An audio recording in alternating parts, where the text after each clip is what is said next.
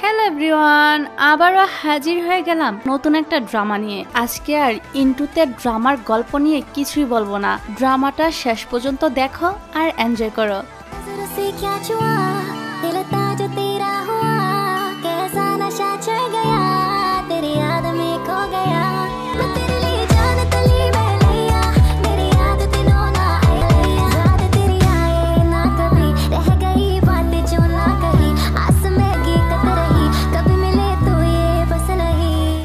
গল্পের শুরুতে আমাদের হিরো চ্যানকে দেখানো হয়।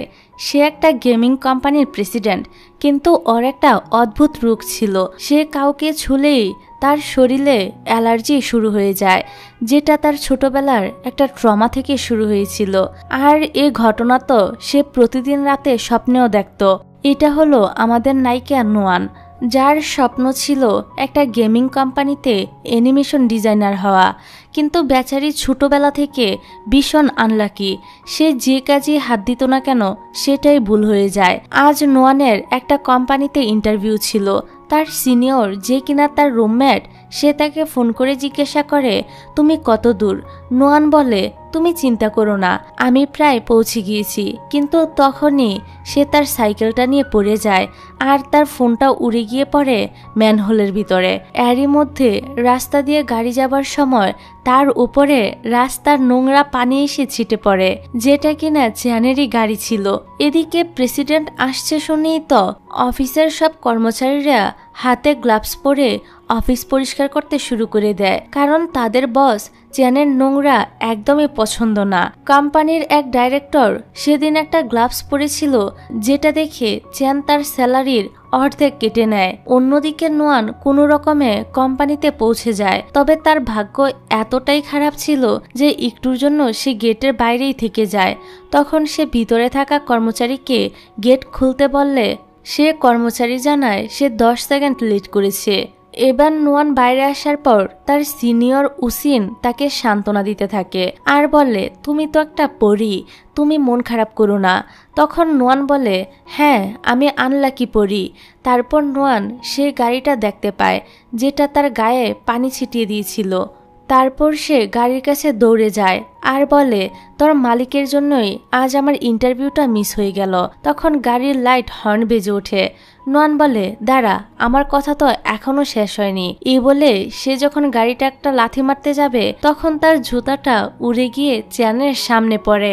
এবার নোয়ান তার সামনে যায় আর বলে, এই গাড়িটা তোমারই তাই না? তোমার জন্যই আজ আমার ইন্টারভিউটা মিস হয়ে গিয়েছে। তোমার তো আমার কাছে ক্ষমা চাইতে হবে। চিয়ান তার অ্যাসিস্ট্যান্ট কিয়ানকে জিজ্ঞাসা করে, এটা আবার কে? তখন কিয়ান বলে, আজ যারা ইন্টারভিউ দিতে এসেছিল সে তাদেরই মধ্যে একজন। এখানে তো উসিন নোয়ানকে থামানোর অনেক চেষ্টা করছিল, তবে নোয়ান তো থামছিলই না। তখনই উসিন বলে ওঠে, আরে চুপ করো, এটাই তো এই গেমিং কোম্পানির প্রেসিডেন্ট।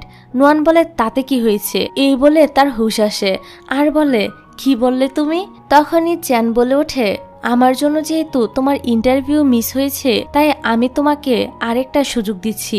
পরের সিনে আমাদেরকে ইন্টারভিউর দৃশ্য দেখানো হয়। নোয়ান ভাবে, এত দূর থেকেও কি আমার কথা শুনতে পাবে? তখন চ্যান বলতে শুরু করে, তুমি সবেমাত্র গ্রাজুয়েশন কমপ্লিট করেছো, তোমার কাজের কোনো এক্সপিরিয়েন্সও নেই, তুমি কিভাবে এই কোম্পানিতে কাজ করার কথা ভাবলে? নোয়ান বলে, আমার ছোটবেলা থেকেই গেমিংয়ে অনেক বেশি ইন্টারেস্ট, আর আমি অনেকগুলো অ্যানিমেটেড পেন্টিংও তৈরি করেছি। চ্যান একটা পেন্টিং দেখতে চায়, কিন্তু নোয়ান দেখে সেটা পানিতে ভিজে একদম নষ্ট হয়ে গিয়েছে। এটা দেখে চ্যান চলে যাচ্ছিল। তখন নোয়ান তার কাছে আরো একটা সুযোগ চায় আর বলে, আমি আসলে আনলাকি, তাই আমার সাথে এরকমটা হচ্ছে। চ্যান রেগে বলে, তুমি যদি এই ইন্টারভিউকে গুরুত্বপূর্ণ মনে করতে, তাহলে তুমি সময় মতো আসতে আর তোমার পেন্টিংগুলোকেও সামলে রাখতে। আর এখন কি আর করার, ইন্টারভিউ খারাপ হওয়াতে নোয়ানের মনটা খারাপ হয়ে যায়। তারপর সে একটা রেস্টুরেন্টে গিয়ে সেখানে বসে চ্যানকে গালি দিতে থাকে। এখানে থাকা এক লোক নোয়ানকে একটা চশমা দিয়ে বলে যে এটা তোমার ভাগ্য ভালো করে দিবে। নোয়ান ভাবে, এটা তো একটা চশমা, এটা কিভাবে আমার ভাগ্য ভালো করবে? পরের দিন তার ভাই মিং তাকে ফোন করে বলে আমাকে জলদি স্টেশন থেকে নিয়ে যাও। তাকে আনতে যাবার সময় রাস্তায় সে চশমাটা পরে।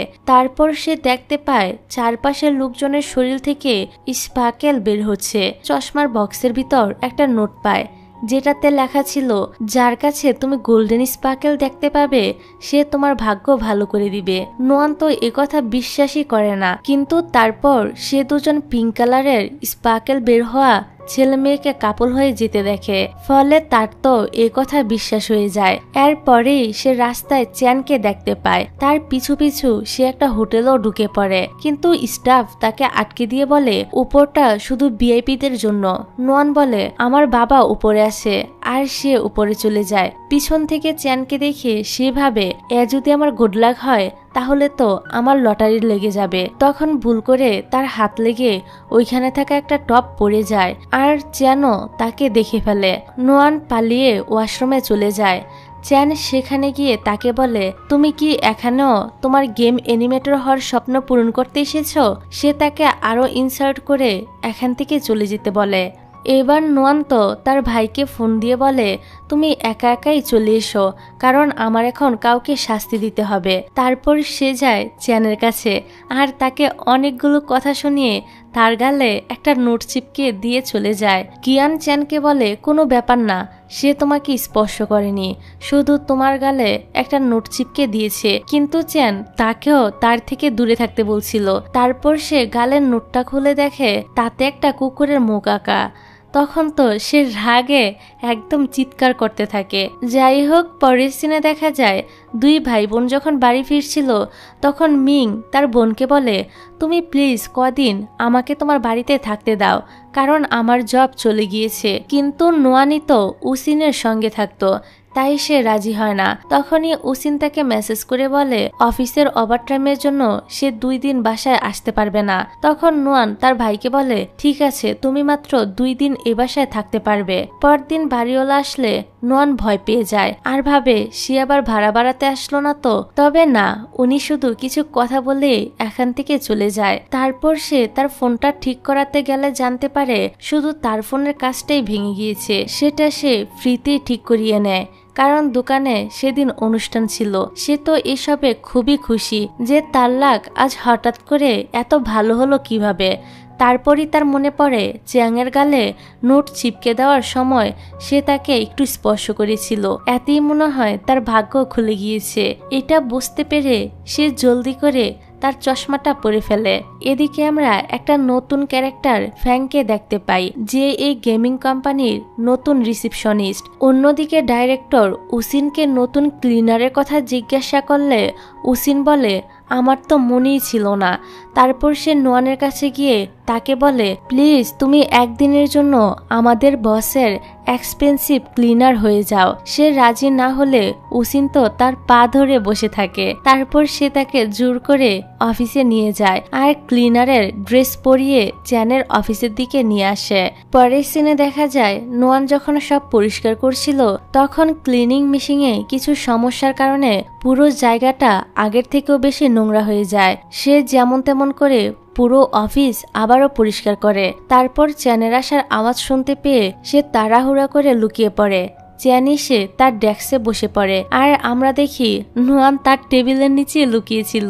তখনই আবার নোয়ান তার চারপাশে গোল্ডেন স্পার্কেল দেখতে পায় আর তাকে টাচ করতে যাবে তখনই চ্যান টেবিল থেকে উঠে পড়ে, কারণ তার কোটে একটুখানি ধুলা লেগে গিয়েছিল। তখন নোয়ান তাকে পিছন থেকে ধরতে গেলে হুচটকে তার গায়ের উপরই পড়ে যায়।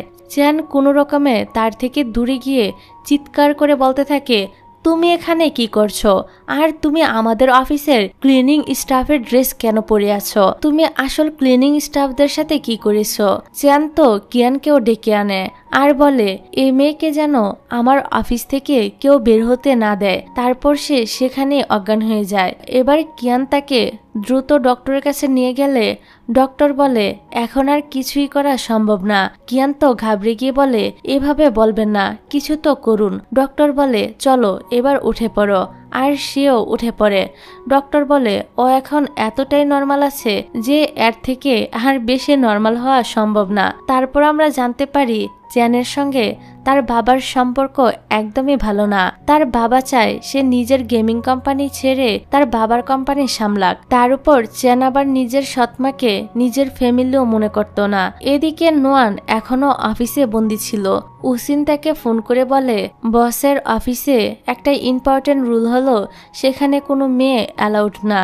এটা শুনে নোয়ান চিন্তা করে সে জানালা দিয়ে পালিয়ে যাবে, কিন্তু সে তো ছিল 20তম ফ্লোরে আর এতক্ষণে রাতও হয়ে গিয়েছিল। সে ভীষণ বোর হচ্ছিল, তাই সে চ্যানের চেয়ারে বসে ড্রয়িং করতে শুরু করে। তখনই চ্যান চলে আসে, তাই তাড়াহুড়োয় সে ভুল করে কলমটা নিজের পকেটে ঢুকিয়ে নেয়। এবার উসিন নিজের ভুল স্বীকার করে বলে আমি কালকেই রিজাইন করে দিব। তবে তখনই নোয়ান বলে ওঠে না না, এত উসিনের কোনো দোষ নেই। আমি তাকে বলেছিলাম যেন আমাকে এখানে একটা জব দেওয়ার ব্যবস্থা করে। যদি কাউকে শাস্তি দিতেই হয় তাহলে আমাকে দাও। যাই হোক, এবার বাইরে আসার পর উসিন নোয়ানের কাছে এই ঝামেলার জন্য ক্ষমা চায় আর বলে এখন এই কয়েকটা দিন আমি অফিসে ওভারটাইম করব, তুমি বাসার মধ্যে সাবধানে থেকো। অন্যদিকে কিয়ান চ্যানকে বলে ইন্টারভিউর দিন আসলেই আমাদের গাড়ির জন্য নোয়ানের উপর নোংরা পানি পড়েছিল আর তার পেন্টিংগুলো নষ্ট হয়ে গিয়েছিল। চিয়ান বলে তাহলে তুমি আমাকে এ কথাটা আগে কেন জানাওনি? কিয়ান বলে এত কিছু হয়ে গিয়েছে যে আমি এগুলো বলার সুযোগই পাইনি। এবার রাতের বেলা চিয়ান তার ডক্টরকে ফোন করে বলে এই প্রথমবার কোনো মেয়ে আমাকে টাচ করার পরেও আমার কোনো অ্যালার্জি হয়নি। ডক্টর বলে তোমার উচিত মেয়েটার কাছাকাছি থাকা, হতে পারে এভাবে তোমার রোগটা সেরে যাবে। পরের দিন চ্যান নোয়ানের সঙ্গে দেখা করে বলে তুমি আমার প্যান চুরি করেছ। নোয়ান বলে আমি কেন তোমার কলম চুরি করতে যাব? কিন্তু তখনই তার পকেট থেকে কলমটা পাওয়া যায় যেটা অলরেডি ভেঙে গিয়েছিল। নোয়ান বলে দেখো, এটা আমি চুরি করিনি, সেদিন হয়তো তাড়াহুড়োর কারণে ভুল করে এটা আমি আমার পকেটে রেখে দিয়েছিলাম। আর এটা যেহেতু এখন ভেঙে গিয়েছে তাই তুমি বলো এটার দাম কত, আমি তোমাকে টাকা দিয়ে দিচ্ছি। চিয়ান বলে এটা আমাকে আমার মাস্টার দিয়েছিল, তাছাড়া এটা নিপ গোল্ড দিয়ে তৈরি করা। এই কথা শুনে নোয়ান বলে কি একটা অবস্থা, এখন নাকি কলমও আবার গোল্ড দিয়ে তৈরি করা হয়। চ্যান বলে এর ক্ষতিপূরণ দিতে চাইলে আমার অফিসে তোমাকে 100 দিনের জন্য কাজ করতে হবে। নোয়ানও রাজি হয়ে যায়। পরদিন নোয়ান চ্যানের অফিসে গিয়ে তাকে জিজ্ঞাসা করে আমার কি কাজ? চ্যান বলে তুমি হলে বসের মানে আমার স্পেশাল ক্লিনার। তারপর সে তাকে তার অফিস পরিষ্কারের অনেকগুলো নিয়ম বলে সেখান থেকে চলে যায়। কাজ করতে করতে নোয়ান চ্যানকে গালি দিতে থাকে, কারণ তার কাছে এইসব কাজ করতে অনেক বিরক্ত লাগছিল। পরক্ষণে আবার বলে ওঠে আরে ভালোই তো হয়েছে, এখন থেকে তো আমি তার কাছাকাছি থাকতে পারবো। আর গোল্ডেন স্পার্কেল আমি আসছি। এদিকে মিং চলে যাবার জন্য তার ব্যাগ গুছাচ্ছিল।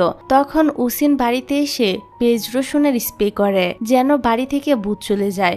এতে তো মিং এর অবস্থা খুবই খারাপ হয়ে যায়। অন্যদিকে ফ্যাং কিয়ানকে দেখে লুকিয়ে পড়ে, তবে কিয়ান তো জানতোই এটাকে, তাই সে রেগে তাকে একটা কর্নারে নিয়ে আসে আর জিজ্ঞাসা করে তুমি বিদেশ থেকে কবে ফিরলে আর তুমি এখানে কেন জব নিয়েছো? ফ্যাং বলে আমি 1 সপ্তাহ আগে বিদেশ থেকে ফিরেছি আর আমি এখানে জব নিয়েছি তোমার জন্য, কারণ আমি তোমাকে অনেক পছন্দ করি। যাই হোক, পরের সিনে আমরা দেখি নোয়ান রাতের বেলা বাড়ি ফেরার সময় মিংকে এই অবস্থায় দেখে বলে তোমাকে এভাবে কে মারলো? কিন্তু মিং এর অবস্থা এতটাই খারাপ ছিল যে সে মুখ দিয়ে সাউন্ডই করতে পারছিল না, তাই সে ইশারা করে বলে যে উসিন এগুলো করেছে।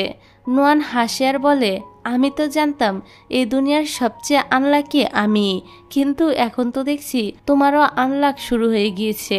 তারপর নোয়ানের মা তাকে ফোন করে একটা ডেটে যেতে বলে, কিন্তু নোয়ান মানা করে দেয়। তবে তার মা তো তাকে জোর করে একটা ড্রেস পরিয়ে পাঠিয়ে দেয়। এদিকে চ্যানের কাছে তার বাবা এসে বলে তুমি আমার কোম্পানির একটা প্রজেক্ট কমপ্লিট করো, এর থেকে যে প্রফিট আসবে সেটা সম্পূর্ণ তোমার। কিন্তু চ্যান মানা করে দেয় আর বলে আমার এই কাজে কোনো এক্সপিরিয়েন্সই নেই, তাই এটা আমি করতে পারবো না। ছেলের এ কথা শুনে বাবা তো অনেকটাই রেগে যায় আর বলে তুমি হ্যাঁ বলো আর না বলো, তোমাকেই এই কাজ করতে হবে। আর তুমি যদি আমার কথা না শোনো তাহলে আমি ভুলে যাব যে তুমি আমার ছেলে। এই কথা বলে তিনি তো এখান থেকে চলে যায়।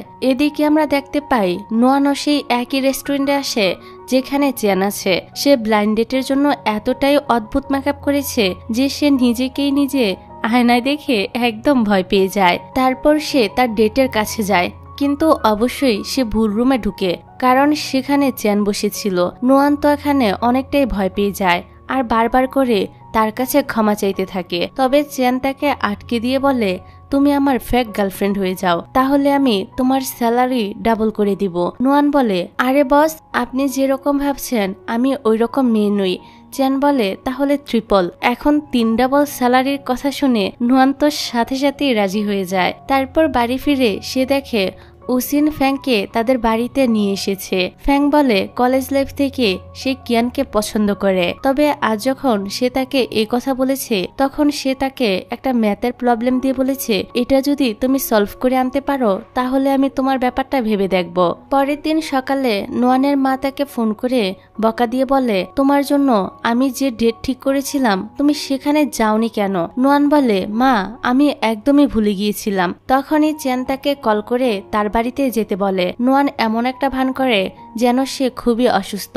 তখন চেন বলে, তোমার কাছে 29 মিনিট টাইম আছে, তুমি যদি এর মধ্যে না আসো আমি তোমার স্যালারি থেকে টাকা কেটে নিব। এতে তো নোয়ান সাথে সাথে দোল লাগায়। তারপর একে একে চেনের সমস্ত আন্টিরা আসতে থাকে তার গার্লফ্রেন্ডকে দেখার জন্য। এক আন্টির সাথে লাঞ্চ করার সময় চেনের মুখে খাবার লেগেছিল। নোয়ান জিভ বের করে তাকে সেটা পরিষ্কার করতে বলে, কিন্তু সে সেটা বুঝতেই পারে না, তাই সেও তাকে ভাঙাতে থাকে। এতে নোয়ান নিজেই সেটা পরিষ্কার করে দেয়, ফলে সে তো অনেকটাই নার্ভাস হয়ে পড়ে। যাক, রাতের বেলা নোয়ান বলে, তোমার আর কত আত্মীয় স্বজন আছে, আমাকে তো এবার বাড়িতে যেতে হবে। চেন বলে, তুমি আজ রাতটা এখানেই থেকে যাও, যদি আমার আত্মীয় স্বজনরা রাতেও আসে।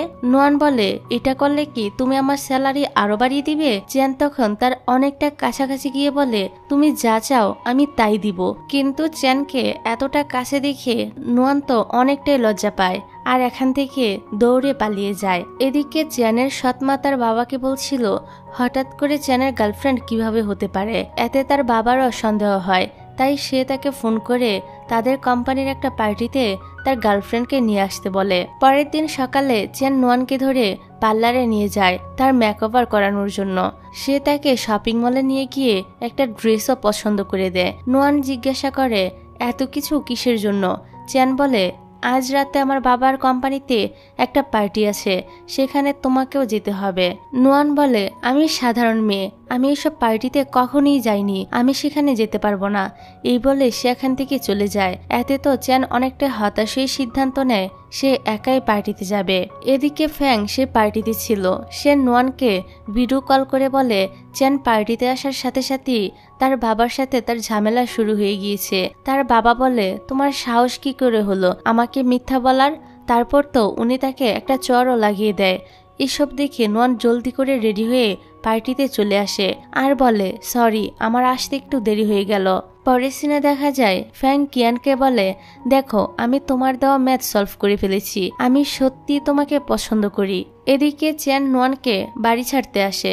তারপর সে তার মাথায় হাত বুলিয়ে দেয়, যেটা দূর থেকে উসিনও দেখছিল। তখনই মিং সেখানে আসে। উসিন বলে, আমার জন্য একটু পানি নিয়ে এসো। মিং বলে, আমি কেন? উসিন বলে, তুমি কি আমার বাড়িতে আর থাকতে চাও না?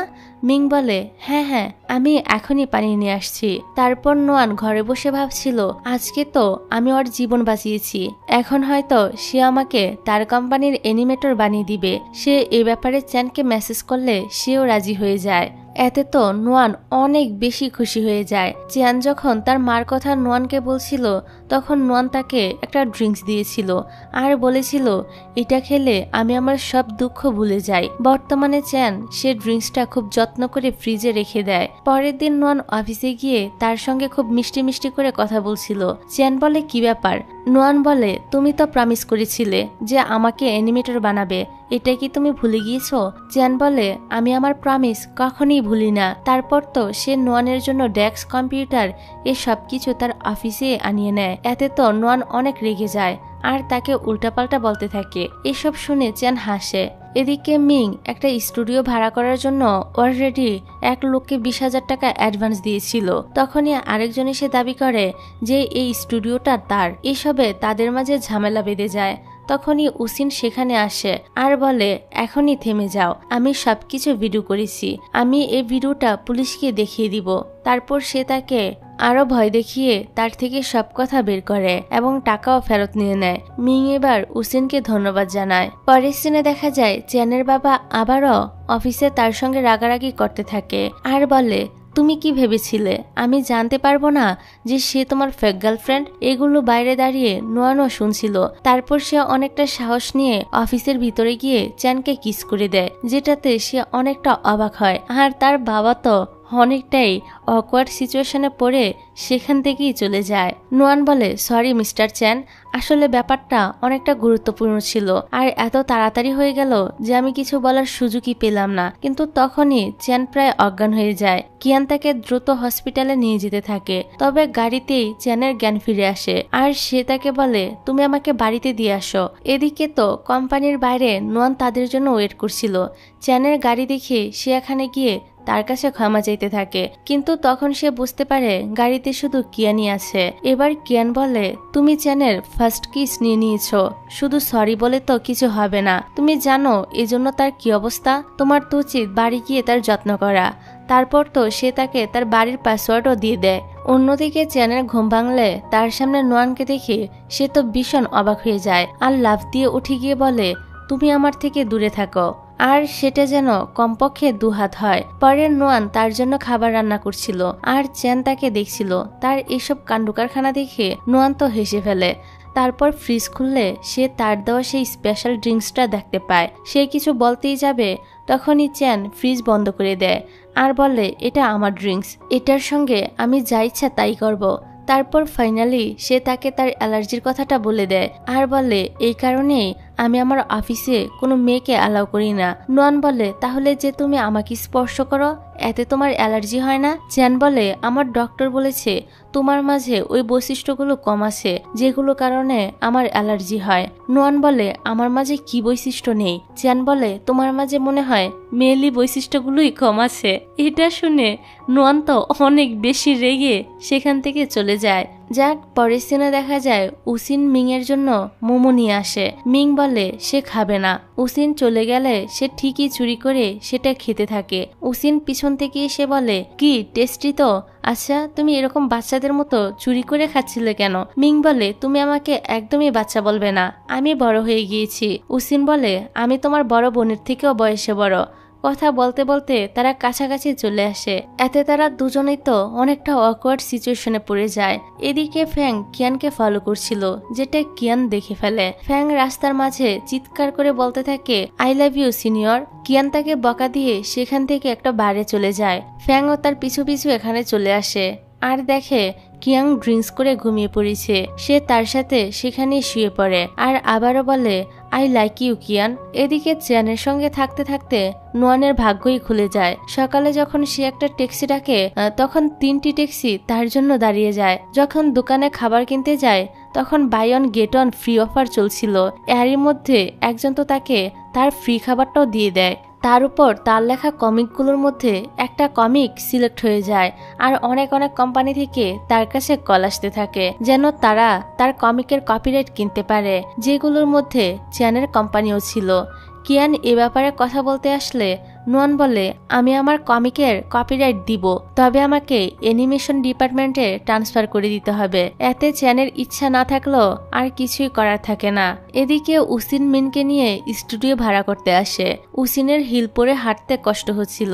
এটা দেখে মিং তাকে কোলে তুলে নেয় আর এক জায়গায় বসিয়ে বলে, যদি হিল পরে হাঁটতে এতটাই কষ্ট হয় তাহলে তুমি নোয়ানের মতো ফ্ল্যাট জুতো পরতে পারো না। মিংকে তার এত কেয়ার করতে দেখে উসিন লজ্জা পেয়ে এখান থেকে পালিয়ে যায়। এদিকে নোয়ান যখন কোম্পানিতে আসছিল তখন সে চ্যানকে বলতে শোনে যে নোয়ানের কমিকটা এতটাও ভালো নয়। যাই হোক, রাইভাল কোম্পানি এখন ওর কপিরাইট কেনার জন্য ব্যস্ত থাকবে আর এই সুযোগে আমরা আমাদের প্রজেক্টটা শেষ করতে পারবো। এটা শুনে নোয়ান অনেক কষ্ট পায়। আর তাকে অনেকগুলো কথা শুনিয়ে সেখান থেকে চলে যায়। বাড়ি ফিরেও সে অনেক কান্নাকাটি করছিল।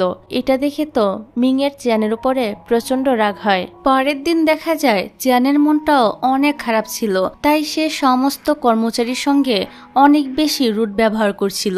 এবার সে কিয়ানকে বলে, তুমি তো ফ্যাংকে চিনো আর ফ্যাং এর সঙ্গে নোয়ানের ভালো একটা সম্পর্ক আছে। তোমাকে আমি 2 দিন সময় দিলাম, এর মধ্যে তুমি নোয়ানকে আবারও অফিসে ফিরিয়ে আনবে। এবার কিয়ান মিং এর সঙ্গে দেখা করতে যায়। মিং বলে, তুমি তো নোয়ানকে 2 দিন পাবিই না, কারণ সে একটা হোটেলে 2 দিন থাকার ফ্রি ভাউচার পেয়েছে। এদিকে আমরা দেখি সত্যি তারা 3 বান্ধবী হোটেলেই ছিল। এখানে তারা অনেক মজা করছিল। মিং আর কিয়ানো এ হোটেলে পৌঁছে যায়। নোয়ানরা এখানে ড্রিঙ্কস করছিল। তারা তাকে থামানোর চেষ্টা করছিল, কিন্তু সে কারোর কোনো কথাই শোনে না। আর চ্যানকে ফোন করে তাকে অনেকগুলো কথা শোনায় আর বলে, যদি আমি তোমাকে কখনো সামনে পাই তাহলে তো আমি তোমার অবস্থা একদম 12টা বাজিয়ে দিব। তখনই দেখা যায় চ্যান তার পিছনেই ছিল। সে তার কাছে এসে বলে, তুমি মনে হয় আমাকে 12টা বাজাতে চেয়েছিলে, তাই না? কিন্তু সে কিছু বলার আগেই নোয়ান তার উপর ঢলে পড়ে। এবার তারা 3 বান্ধবী এতটাই ড্রাং হয়ে গিয়েছিল যে বার থেকে বের হয়ে 3 জন 3 দিকে চলে যায়। আর এরা 3 জনও তাদের 3 জনের পিছনে দোল লাগায়। কিয়ান ফ্যাংকে বাড়ি নিয়ে যেতে চাইলে ফ্যাং বলে, তুমি কি আমার বয়ফ্রেন্ড নাকি যে আমার খেয়াল রাখবে? কিয়ান তার এসব কথায় পাত্তা না দিয়ে তাকে কোলে তুলে নেয়। অন্যদিকে মিং উসিনের খেয়াল রাখছিল। সে তার গালে একটা কিস করে দেয়। এতে মিং তো আরো নিজেকে সামলাতে পারে না। এবার দেখা যায় নোয়ান একটা খাম্বাকে বলছিল কাঁধে তুলে নিতে। যেহেতু খাম্বাটা কোনো রিপ্লাই দেয় না, তাই সে বলে, তুমিও চ্যানের মতোই, আমার একটা কথা শুনতে চাও না। তখনই চ্যান তাকে কাঁধে তুলে নেয়। যাই হোক, পরের দিন সকালে আমরা উসিনকে দেখি তার শরীরে অনেক লাভ বাইট ছিল। এটা দেখে সে তো অনেকটা অকওয়ার্ড ফিল করে যে নোয়ানের ছোট ভাইয়ের সাথে কি করে ফেললাম।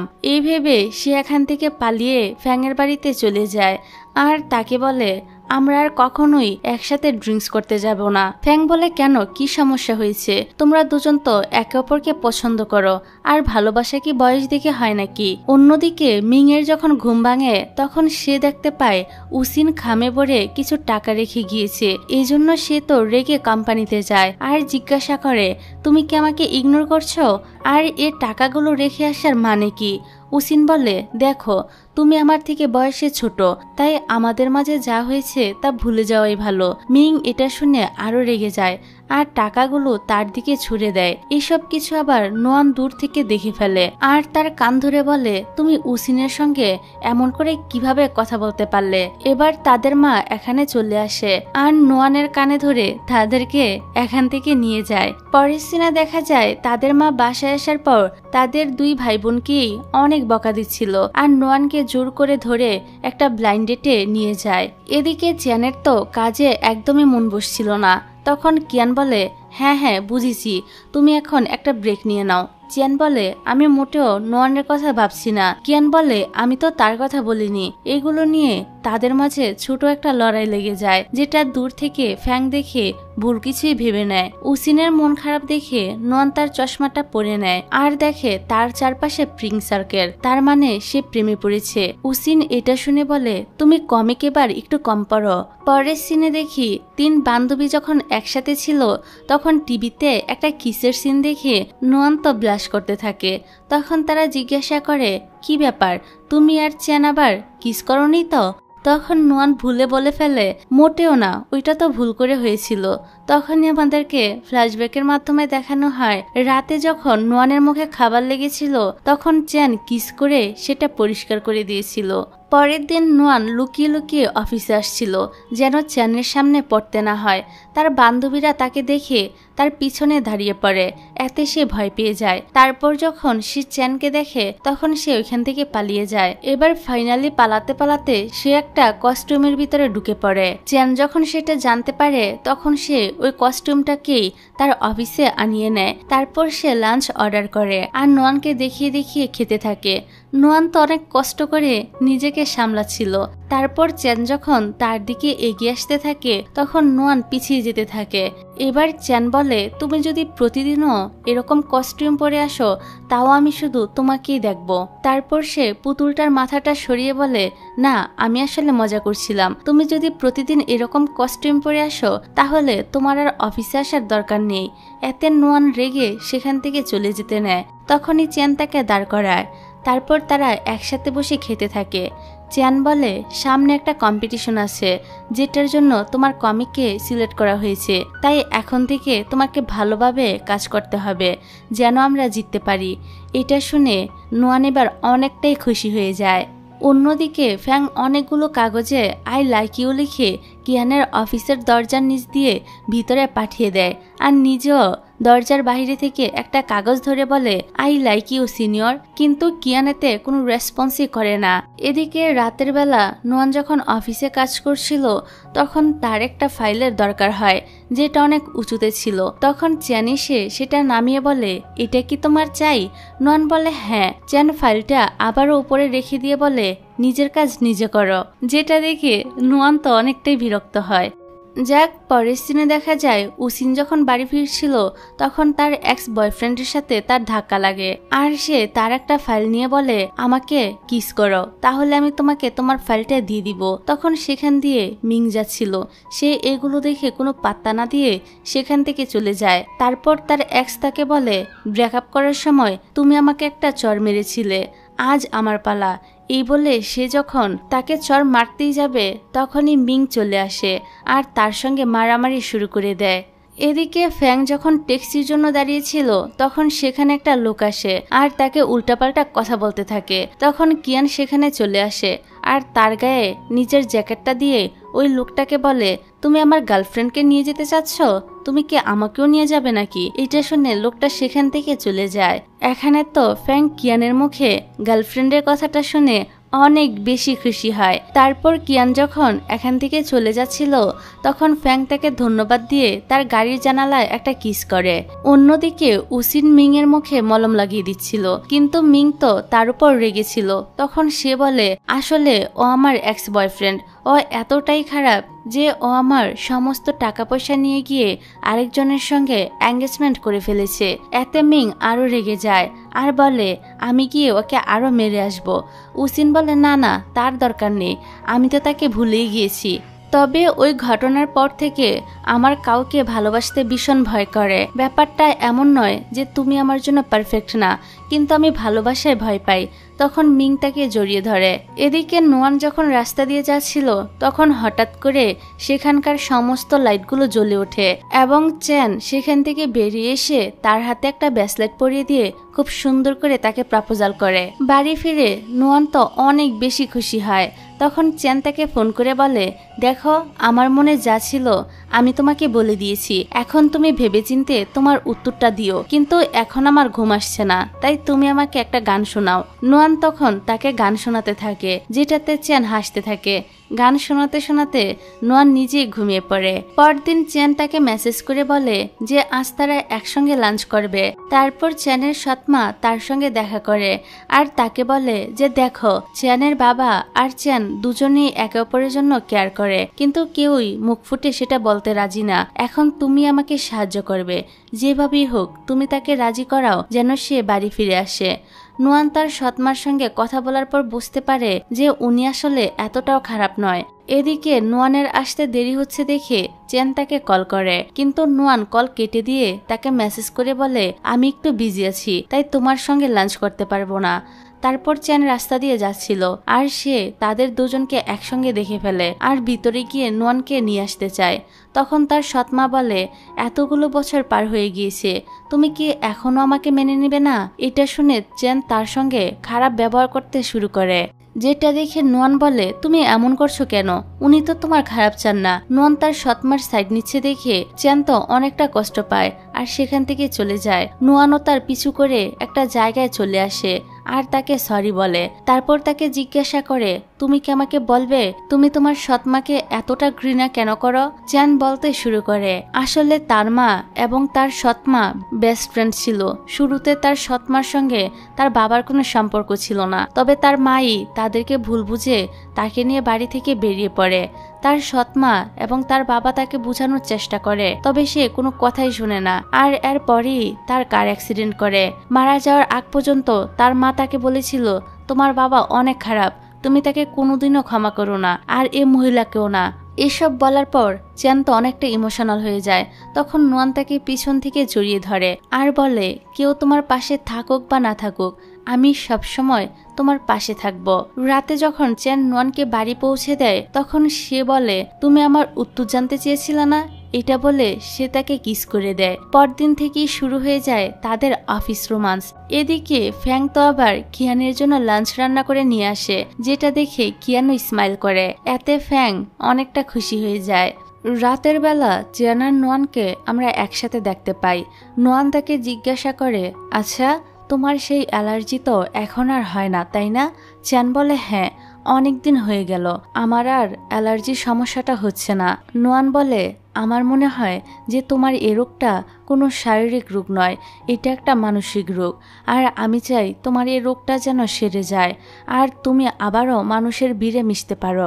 এরপর থেকে শুরু হয়ে যায় চ্যানের ভিড়ের মাধ্যমে যাওয়ার মিশন। ক্যাফে থেকে শুরু করে শপিং মল, নোয়ান তাকে সব জায়গায় নিয়ে যায়। কিন্তু ভিড় দেখে চ্যান অনেক ভয় পাচ্ছিল। চ্যান সেখান থেকে চলে যায়। নোয়ান হতাশ হয়ে ভাবতে থাকে, কি করলে তাকে ভিড়ের মধ্যে নিয়ে যাওয়া যাবে। তখনই ওসিন তাকে কল করে বলে, আজ রাতে মিং নতুন স্টুডিও ওপেনিং এর জন্য একটা পার্টি রেখেছে, তুমি অবশ্যই সেখানে চ্যানকে নিয়ে আসবে। পার্টিতে নোয়ান আর চ্যানকে একসাথে দেখে মিং তো নিজের ভাই হওয়ার দায়িত্ব পালন করতে শুরু করে দেয়, অর্থাৎ চ্যানকে ধরে নিয়ে গিয়ে সে একগাদা প্রশ্ন করতে থাকে। এদিকে নোয়ানের তো চ্যানকে নিয়ে চিন্তা হচ্ছিল। তখন কিয়ান বলে, তুমি চিন্তা করো না, আমি গিয়ে দেখছি কি হচ্ছে। অন্যদিকে মিং এর প্রশ্ন করা শেষ হলে চ্যান তাকে উল্টো প্রশ্ন করে, তুমি তো নোয়ানের বেস্ট ফ্রেন্ড উসিনকে পছন্দ করো, তো আমি কি তোমাকে এ ব্যাপারে সাহায্য করব? এই কথাটা শুনে মিং তো ঘাবড়ে যায় আর তাকে নিজের বোনের জামাই হিসেবেও মেনে নেয়। অনেকক্ষণ ধরে ভিতর থেকে আওয়াজ আসছে না দেখে এরা তিনজনই তো ঘাবড়ে যায়। ভিতরে আবার মারামারি লাগলো না তো? তারা যখন ভিতরে যায় তখন দেখে এই তিনজন ড্রাঙ্ক হয়ে উল্টে পড়ে আছে। তারপর আর কি, অতীতের একটা সিন আবারও রিপিট হয়, কিন্তু এবার একটু অন্যরকম ভাবে। যাই হোক, তারপর আমরা একটা নতুন ক্যারেক্টারকে দেখতে পাই, যার নাম রয়। সে ছিল চ্যানের রাইভাল কোম্পানির সিইও। অফিসে এসে সে চ্যান এবং তার একটা ছবি ডেস্কে রাখে। বোঝা যায় সে চ্যানকে লাইক করে, তবে তার হাবভাব ভালো ঠিক ছিল না। এদিকে নোয়ান একটা মিটিংয়ে ছিল। চ্যান তাকে মেসেজ করে দেখা করতে বলে। নোয়ান বলে, আমি একটা মিটিংয়ে আছি, তুমি আমার জন্য একটু ওয়েট করো, আমি একটু পরই চলে আসব, আবার ঘুমিয়ে পড়ো না যেন। কিন্তু মিটিং তো শেষ হওয়ার নামই হচ্ছিল না। চ্যান বলতে থাকে, আমি সিইও হয়েও এতটা কাজ করি না যতটা এ মেয়ে করছে। এত কাজ করতে হবে জানলে আমি তাকে এ প্রজেক্টে কাজই করতে দিতাম না। অবশেষে রাত 3টার সময় নোয়ানের মিটিং শেষ হয়। তারপর যখন সে চ্যানের কাছে যায় তখন চ্যান তো তার উপর রেগেছিল। নোয়ান বলে, তোমাকে রাখলে অনেক কিউট লাগে। এই কথা শুনে চ্যান তো আরো রেগে যায়। নোয়ান বলে, আচ্ছা বাবা, সরি, আমারই ভুল ছিল, আমি কাজের জন্য তোমার কাছে আসতে পারিনি। তখন চ্যান তার ঠোঁটের দিকে ইশারা করে, অর্থাৎ যদি সে এখন তাকে কিস করে তাহলেই তার রাগ ভেঙে যাবে। তো নোয়ান যখন তাকে কিস করতে যাচ্ছিল, চ্যান বারবার পিছনে সরে যাচ্ছিল।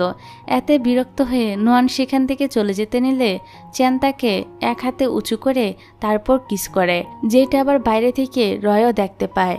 পরদিন ফ্যাং কিয়ানকে একটা রেস্টুরেন্টে নিয়ে আসে, কিন্তু সেখানে যে মহিলা খাবার সার্ভ করছিল তাকে দেখে কিয়ান অবাক হয়ে তাকিয়ে থাকে। ফ্যাং জিজ্ঞাসা করে, কিয়ান তুমি ঠিক আছো? এর মধ্যে মহিলাটাও কিয়ানকে চিনতে পেরে যায়। তখন কিয়ান রেস্টুরেন্ট থেকে বেরিয়ে যায়। মহিলাটা তার পিছু করলে কিয়ান রেগে যায়। তাদের কথা থেকে আমরা জানতে পারি এই মহিলা আসলে কিয়ানের মা হয়। ছোটবেলায় তিনি তাদেরকে রেখে চলে এসেছিল, কারণ তার বাবা অনেক ড্রিঙ্কস করত আর মারধর করত। তবে কিয়ান তো তার উপর রেগেছিল, কারণ তার মা তাকে ছেড়ে চলে এসেছিল। কিয়ান বলে, তুমি আমাকে ছেড়ে চলে আসার কিছুদিন পর বাবাও আমাকে ছেড়ে চলে যায়। এটা শুনে তার মার অনেক খারাপ লাগে, আর সে বলে, তাহলে তুমি এতদিন একা ছিলে? কিয়ান বলে, তুমি যেদিন আমাকে ছেড়ে এসেছিলে সেদিনই তোমার ছেলে মরে গিয়েছে। ফ্যাং তাকে ডাকতে থাকে, কিন্তু কিয়ান রেগে সেখান থেকে চলে যায়। এদিকে মিটিং শেষে কেউ নোয়ানের এই হার্ডডিস্কের সাথে তার হার্ডডিস্ক পরিবর্তন করে দেয়। নোয়ান সেটাই তার কম্পিউটারে লাগিয়ে কাজ করতে থাকে। অন্যদিকে কিয়ান ফ্যাং এর সাথে প্রচন্ড খারাপ ব্যবহার করছিল আর তাকে বলছিল, তুমি যেখান থেকে এসেছো সেখানে চলে যাও। ফ্যাং বলে, দেখো আমি তোমার অতীতের ব্যাপারে কিছুই জানতাম না, তবে আমি সত্যি তোমাকে অনেক ভালোবাসি। তখন কিয়ান বলে, চুপ করো, আমাদের মাঝে কিছুই হওয়া সম্ভব না। এটা শুনে সে তো তখন কান্না করতে থাকে। নোয়ান কাজ শেষ করে অফিস থেকে বের হওয়ার সময় কিয়ানকে দেখতে পায়। তারপর সে বাইরে এসে ফ্যাংকে কান্না করতে দেখে বুঝতে পারে কিয়ানের সাথে তার কোনো ঝামেলা হয়েছে। এবার সে আর উসিন মিলে তাকে তার বাড়িতে দিয়ে আসে। তাদের কথা থেকে আমরা জানতে পারি ছোটবেলায় কিয়ানকে তার বাবা মা ছেড়ে যাওয়ার পর থেকে সে তার গ্র্যান্ড প্যারেন্টসদের সাথে বড় হয়েছে, কিন্তু সে ইউনিভার্সিটিতে পড়ার সময় তারাও মারা যায়। এরপর থেকে আজ অব্দি কিয়ান একাই আছে, এই জন্য সে কাউকে ভালোবাসতে চায় না। তারপর আমরা রয় আর চ্যানকে একসাথে দেখি। রয় বলে, যদিও আমি তোমার রাইভাল কোম্পানির, কিন্তু আমি সত্যিই চাই তোমার এবং তোমার কোম্পানির সাথে থাকতে। চ্যান বলে, দেখো রয়, আমি জানি তুমি আমাকে পছন্দ করো, কিন্তু আমার উত্তর সবসময় না থাকবে। এটা বলে সে এখান থেকে চলে যায়। পরদিন জানা যায় চ্যানের কোম্পানির সমস্ত কম্পিউটারগুলোতে ভাইরাস অ্যাটাক হয়েছে, এমনকি তার নিজের কম্পিউটারও। তারপর সে তার কোম্পানির বড় বড় প্রোগ্রামারদেরকে ডাকায় আর তাদের কাছ থেকে জানতে পারে যে এটা অফিসের ভিতরেই কেউ করেছে। সিসিটিভি ফুটেজ চেক করে জানা যায় গতকাল রাতে বেশি রাত পর্যন্ত একমাত্র নোয়ানই কাজ করেছিল। নোয়ান তার টিম মেম্বারদের সঙ্গে কাজ করছিল। তখন সে জানতে পারে যে তার তৈরি করা প্রজেক্টের ট্রেলার রাইভাল কোম্পানি থেকে অলরেডি রিলিজ করে দেওয়া হয়েছে। এতে সে অনেক অবাক হয়ে যায়। তারপর তাকে ডেকে আনা হয়। এখানে চ্যান বলে, তোমার হার্ড ডিস্কটা আমাকে দাও। তারপর সেটা চেক করে জানা যায় যে তার হার্ড ডিস্ক থেকেই ভাইরাস ছড়িয়েছে আর সেটা কোম্পানির সমস্ত কম্পিউটারগুলোকে ইফেক্ট করেছে। এদিকে চ্যানের বাবাকে কেউ কিছু ডকুমেন্ট পাঠায়, যেগুলো দেখে সে তো অনেক অবাক হয়ে যায়, কিন্তু এগুলো কিসের ডকুমেন্টস তা আমাদেরকে আপাতত জানানো হয় না, সেটা পরেই জানা যাবে। এদিকে নোয়ান বলে, তুমি কি আমাকে সন্দেহ করছো? দেখো এগুলো আমি করিনি। তখন একজন প্রোগ্রামার বলে, টাকার জন্য মানুষ আজকাল সবকিছুই করতে পারে, কিন্তু নোয়ান বারবার নিষেধ করছিল। এর মধ্যে কিয়ান বলে ওঠে, রাইভাল কোম্পানি বলেছে আমাদের কোম্পানিকে তারা নাকি কোর্টে নিয়ে যাবে, কারণ তারা যে প্রজেক্ট নিয়ে কাজ করেছে আমরাও সেটা নিয়েই কাজ করছি। এটা শুনে তো চ্যানের মনটাই ভেঙে যায় আর সে সবাইকে তার অফিস থেকে বের করে দেয়। একটু পর কিয়ান আবারও তার অফিসে আসে আর বলে, তোমার কি মনে হয় এগুলো কে করেছে? চ্যান বলে, আমি নিশ্চিত এটা রয়ের কাজ। কিয়ান বলে, এতগুলো বছর পার হয়ে যাওয়ার পরও সে কেন থামছে না?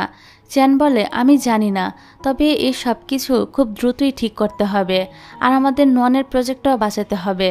অন্যদিকে মিং অফিসে এসে বলে, চ্যান কোথায়? উসিন বলে, তুমি তো আজ তার সাথে দেখা করতেই পারবে না, কারণ অফিসে অনেক বেশি ঝামেলা চলছে। মিং বলে, আরে আমিও খুব গুরুত্বপূর্ণ একটা দরকারে এসেছি। আসলে মিং যে স্টুডিওতে কাজ করত সেটাও রাইভাল কোম্পানি কিনে নিয়েছে। তারা তাকে বলে, তোমরা যদি এখানে কাজ করতে চাও তাহলে আমাদের হয়ে কাজ করতে হবে। এদিকে চ্যানের বাবাও আসে। আসলে সে আগে যে ডকুমেন্টগুলো পেয়েছিল সেগুলো ছিল চ্যান আর নোয়ানের প্রথম যে কন্ট্রাক্ট রিলেশন ছিল তার ডকুমেন্টস। চ্যানের বাবা বলে, আমি আর তোমার মা তোমার জন্য কত চিন্তা করি, আর তুমি সেদিন পার্টিতে তোমার কন্ট্রাক্ট গার্লফ্রেন্ডকে নিয়ে এসে আমাদের বোকা বানিয়েছিলে। তারপর যখন সে তাকে চড় মারতে যায় তখন নোয়ান সামনে চলে আসে আর চড়টা তার গালে লেগে যায়। তাকে দেখে উনি তো আরো রেগে যায় আর বলেন, তোমার মতো মেয়েরা টাকার জন্য সবকিছুই করতে পারে, আমার ছেলের কাছ থেকে যত দ্রুত পারো দূরে সরে যাও। এসব বলে উনি তো এখান থেকে চলে যায়। তারপর তারা দুজন একে অপরের কাছে ক্ষমা চায়। নোয়ান বলে, আমার তোমার সৎ মায়ের সঙ্গে দেখা করার আগে তোমাকে এই কথাগুলো জানানো উচিত ছিল। চ্যান বলে, কোনো ব্যাপার না, আমাকে এখন এক জায়গায় যেতে হবে, তুমি অফিসে থেকো, এখান থেকে কোনো জায়গায় যাবে না। এদিকে কিয়ান যখন কাজ করছিল তখন সে জানতে পারে তাদের অনলাইনে যে গেমগুলো আছে রাইভাল কোম্পানি সেগুলোকেও অফলাইন করে দিতে বলেছে। তারা দাবি করছে এগুলো নাকি তাদের তৈরি করা গেম। পরের দিনে আমরা চ্যান আর রয়কে একসাথে দেখতে পাই। চ্যান তাকে কিছু ডকুমেন্টস দেখিয়ে বলে, আমার রোগের কথা শুধুমাত্র তুমি আর কিয়ান ছাড়া আর কেউই জানতো না। কিয়ানকে আমি বিশ্বাস করি, সে এগুলো কাউকেই বলবে না। তোমার সাহস কি করে হলো? তুমি ডকুমেন্টগুলো আমার বাড়িতে পাঠিয়েছো? তার থেকে বড় কথা, তুমি এই ডকুমেন্টসগুলো পেলে কোথায়? রয় বলে, তুমি যে হসপিটালে ডক্টর দেখাতে, সেখানে আমার এক আত্মীয় কাজ করে। এটা শুনে চ্যান আরো রেগে যায় আর বলে, তুমি এতগুলো বছর ধরে আমাকে স্টক করছিলে। সে যখন রেগে এখান থেকে চলে যাচ্ছিল, তখন রয় দাঁড়িয়ে বলে, চ্যান, তোমার জন্য আমি আমার বিদেশের কেরিয়ার ত্যাগ করে আবারও দেশে ফিরে এসেছি। তুমি হাই স্কুল থেকে কিছু না বলেই উদা হয়ে গিয়েছিলে। তুমি জানো, আমি আমেরিকার প্রত্যেকটা স্কুলে তোমার জন্য চিঠি লিখেছি, কিন্তু তারা কেউ তোমার ব্যাপারে কিছুই জানতো না। এত কিছুর পর আমি ফাইনালি তোমাকে পেয়েছি, আর এখনো তুমি আমার সঙ্গে এরকম করছো। এদিকে কিয়ান নোয়ানকে চ্যানের অ্যাড্রেস জানিয়ে দেয়। রয় কথা বলতে বলতে চ্যানকে জড়িয়ে ধরে। তখনই সেখানে নোয়ান চলে আসে আর এগুলো দেখে অনেক কষ্ট পেয়ে রেস্টুরেন্ট থেকে বেরিয়ে যায়। চ্যানও তার পিছনে যায়। নোয়ান বলে, এখন কি বলতে এসেছো তুমি? এই মেয়েটা তোমার এক্স গার্লফ্রেন্ড? এসব তুমি আজও তাকে পছন্দ করো? তা না হলে সে যখন তোমাকে জড়িয়ে ধরেছিল, তুমি তাকে কেন সরিয়ে দাওনি? চ্যান তাকে কিছু বলতেই যাবে, এরই মধ্যে তার শরীরে অ্যালার্জির প্রভাব পড়তে শুরু করে দেয়। কিন্তু নোয়ান তো অনেক রেগেছিল, তাই তার কোনো কথা না শুনে সেখান থেকে চলে যায়। এদিকে চ্যানের অবস্থা তো খুবই খারাপ হয়ে যায়। তখন কিয়ান এসে তাকে ধরে অফিসে নিয়ে যায়। অন্যদিকে বাড়িতে মিং ভুল করে উসিনের একটা স্পেশাল লিপস্টিক পা দিয়ে ফেলে দেয়। এত তো সে অনেক ভয় পেয়ে যায়। উসিনও তাকে প্রচন্ড বকাবকি করতে থাকে। এভাবে অনেকগুলো দিন পার হয়ে যায়। যেহেতু নোয়ান চ্যানের কোম্পানিতে আর যাচ্ছে না, তাই সে একটা পার্ট টাইম জব নিয়ে নেয়। কিন্তু চ্যান সেখানেও তাকে মানানোর জন্য চলে যায়। তো একদিন তারা তিনজন দেখা করে। তাদের তিনজনেরই লাভ লাইফে সমস্যা চলছিল। এগুলো নিয়ে তারা কথা বলছিল। তখনই তারা বাইরে থেকে একটা বাচ্চার কান্নার সাউন্ড শুনতে পায়। সেখানে তারা একটা নোট পায়, যেটাতে লেখা ছিল, এই দোকানের মালকিন যেন এই বাচ্চাটাকে কিছুক্ষণ দেখে রাখে। দোকানের মালিক এখানে আসার পর বললে, আমি আজ অনেক ব্যস্ত আছি, তোমরা এই বাচ্চাটাকে সামলে রাখো। তারপর তারা এই বাচ্চাটাকে বাড়িতে নিয়ে যায়। এদিকে ফ্যাং তার ব্যাগ গুছাচ্ছিল। নোয়ান তাকে জিজ্ঞাসা করে, তুমি কি সত্যিই ফিরে যাচ্ছ? ফ্যাং বলে, কি করব বলো, আমার আর কিয়ানের তো কিছুই হওয়া সম্ভব না, তাই আমি ফিরে যাচ্ছি। তখনই উসিন এসে তাদেরকে বলে, মিং আমাকে ফোন করে বলল তারা একটা বাচ্চা পেয়েছে, তাদের নাকি আমাদের সাহায্য দরকার। এখানে কিয়ান বলছিল মনে হয় বেবিটার ক্ষুধা পেয়েছে। তারপর তারা বাচ্চাটাকে খাওয়াতে থাকে। ভিডিও কলে এসব দেখে তারা তিনজন তো হাসতে থাকে। খাওয়ানো শেষ হলে তারা একটা অদ্ভুত গন্ধ পায়। এটাতে তারা বুঝতে পারে যে বাচ্চার এবার ডাইপার চেঞ্জ করতে হবে। ওরা দুজন বাহানা করে এখান থেকে চলে যায়। তাই চ্যান বাধ্য হয়ে নোয়ানকে সাহায্যের জন্য ডাকে। তারা দুজন মিলে বাচ্চাটার ডাইপার চেঞ্জ করে। তারপর চ্যান বাচ্চাটাকে ঘুম পাড়িয়ে দেয়।